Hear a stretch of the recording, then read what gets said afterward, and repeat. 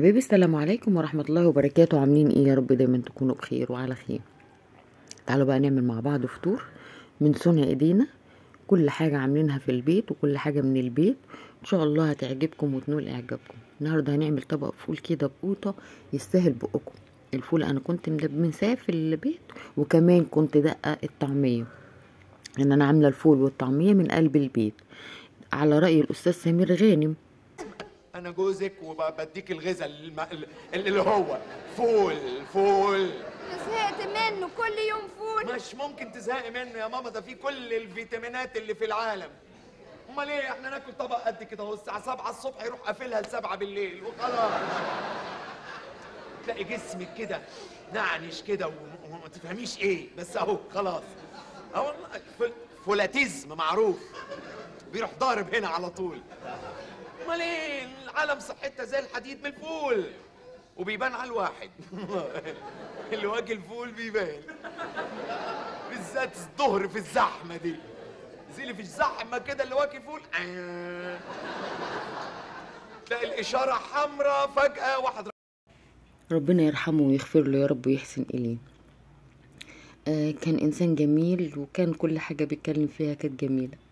هنا دلوقتي معانا صينيه او طاسه او اي اوق، اي حاجه معاكي. انا هنا سيحت حته ليا وعليها حته سمنه. انا مش عايزه اللية بتاعتي تبقى سايحه خالص، لا انا عايزه برضو يبقى فيها شخصيه كده. طبعا فول باللية دوت اشهر من نار على العلم، طبعا الناس كلها عارفاه وعارفه طعمه كويس جدا. اهي زي ما احنا شايفين كده اللي هي بتاعتنا ساحت، لكن مش للاخر. انا مش عايزاها تسيح للاخر، انا عايزاها لما اكلها احس بيها برضو. هنزل ببصلايه متوسطه كده، وعلى قد كميه الفول اللي انت هتعمليها حط البصل بتاعك. لو انت هتعملي اكتر اقل هتقللي نسبه البصل معاكي. في ناس بتعمله بالثوم بس طبعا البصله بتدي تسكيره للفول او اي حاجه بتحطيها عليها يعني. برضو انا مش عايزه البصلايه بتاعتي تاخد لون، انا عايزاها بس تبقى ايه، تدبل كده مع لون بسيط قوي. هفضل اقلب فيها عشان تاخد التحميره من جميع الجهات، لاني اكتر جزء بياخد تحمير على طول هو الحروف زي ما احنا شايفين كده.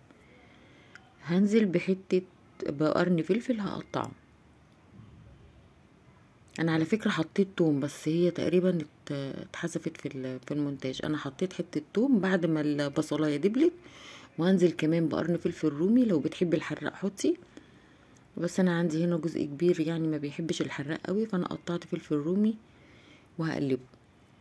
يبقى حطيت البصله خدت لون بسيط، وبعدين نزلت بالثوم، وبعدين الفلفل الرومي او الحار يا دوبك بس هياخد ريحه.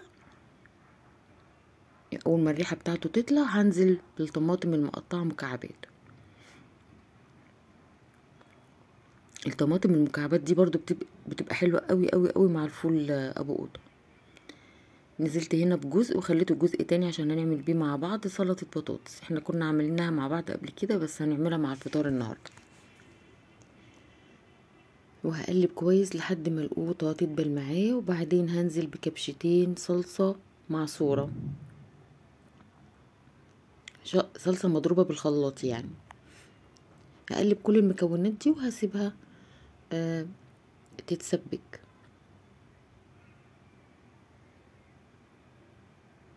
هنزل بالبهارات قبل ما اسيبها تتسبك. حطيت سكر وحطيت ملح وحطيت فلفل اسود وكمون ورشة السكر حطيناها في الاول. هنقلب كل المكونات دي وهنسيبه بقى على جنب يتسبك.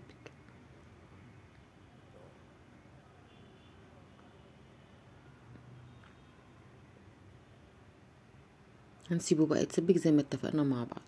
في الوقت دوت هنعمل بقى ايه، سلطة البطاطس. هنا حبة زيت، وزي ما عملنا في الفول هنعمل في البطاطس. هنا بقى البصل انا مقطعاه جوليان كبير كده باين يعني، عشان هي سلطة. هقلبه وبعدين هنزل بفصين توم. اول ما يدبل ان شاء الله هنزل بفصين التوم اهو، وهقلب. طول ما انت شغاله في الحاجه ما تنسيش عنها علشان خاطر ما تتحرقش منك. هقلب التوم، واول ما ريحته تطلع، طبعا انا مش عايزه الحاجه تاخد لون، اول ما ريحته تطلع هنزل بالفلفل الرومي او الحامي سيان، شوف انت عايزه تحطي ايه.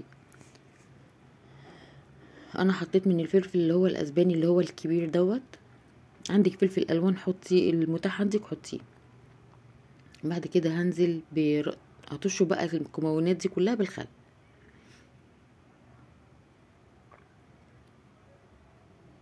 هنزل بالخل كمية كده حلوة بتاع معلقتين 3، وهقلبه.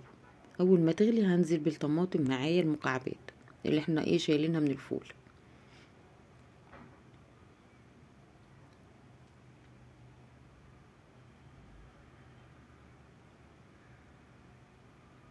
هقلب المكونات دي كلها. انا مش عايزه الحاجه تتهري مني، انا عايزاها ايه ليها قوام كده وشخصيه. هنزل بسكر، ده ملح ورشه سكر، كمون، بابريكا، حابه تحطي شطه حطي، ودي كزبره ناشفه. وهقلب كل المكونات دي وهسيبها بس يعني يمتزجوا كده مع بعض، انا مش عايزاهم يتهروا.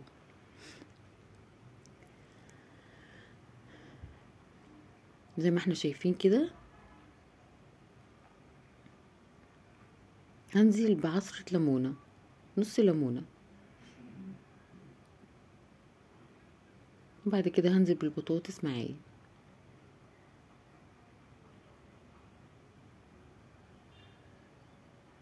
هقلبهم وهحط بقى لو عندك كزبرة خضرة حطي، لو عندك بقدونس حطي، وهطفي عليه. انا مش عايزاهم يتهروا، انا عايزاهم زي ما احنا شايفينهم كده، كل حاجة كده باينة هي ايه. خدهم بس تقليبه وتسخينه مع بعض كده. البطاطس دي انا كنت محمراها وكنت ركناها.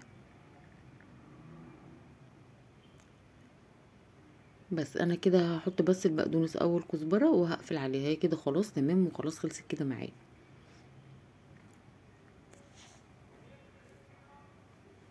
هنا التسبيكه بتاعتي اتسبكت، بس هنزل بشويه ميه علشان خاطر طبعا الفول انا عاملاه من امبارح، فطبعا هيبقى تقيل، فانا عشان افكه فلازم احط شويه ميه علشان خاطر اقدر ايه اقلبه ما يبقاش تقيل اكتر من اللازم يعني. اهو الفول بتاعي حطيت الكميه اللي هي يدوبك على قد ما هنفطر، ولا حبه فول كانوا عايزينكم. زي ما احنا شايفين كده هقلبهم وافكهم من بعض واسيبهم ياخدوا غلوتين مع بعض، الفول مع الخلطه، واقفل عليهم. حبه فول حكايه حكايه.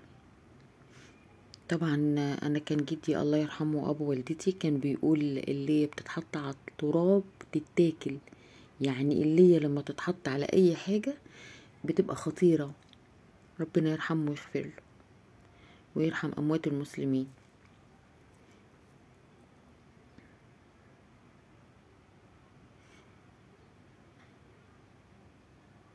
كده حبه الفول جاهزين معانا، بس يا دوبك بس ياخدوا غلوه معانا.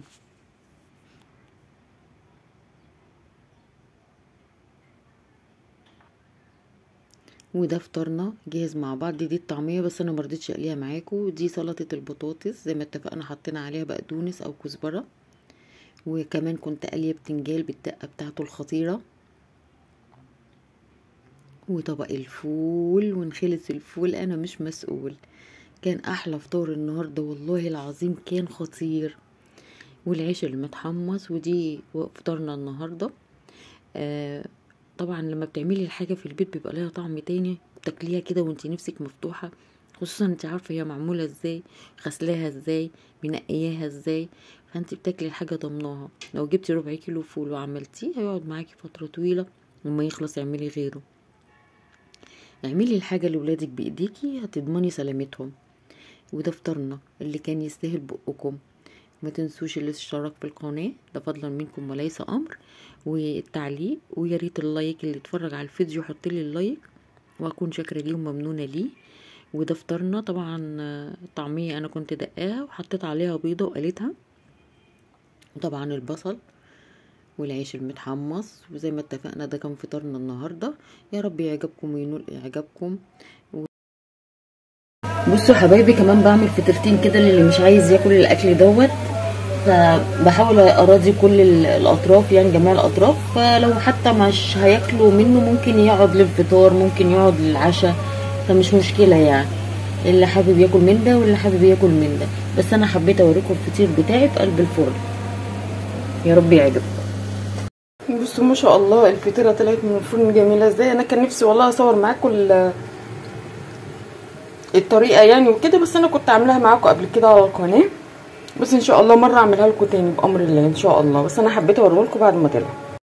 وطبعا بعد الاكله الجباره دي كان لازم نحبس على لغه المصريين، نحبس بكوبايه الشاي ابو نعناع.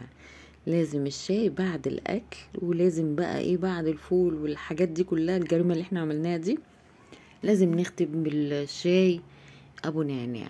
والسلام عليكم ورحمه الله، ونهاركم كله خير وبركه.